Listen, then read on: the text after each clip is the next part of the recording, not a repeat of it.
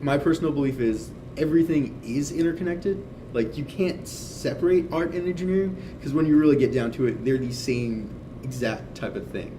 You still have the same process that's required for both. Your outputs are different, but the process is the same, so it can all come together perfectly. Currently, we are outside the DaVinci Center room, where we are working on a 3D ceramic printer project. Currently, there are seven members on our team. We have 5 engineers and 2 art students all working together to make a pretty cool printer. So, yeah, it's fun. And here's an engineer boy. Also the monkey boy. So, well, what'll happen is something like this, right? And I like that. I like that a lot.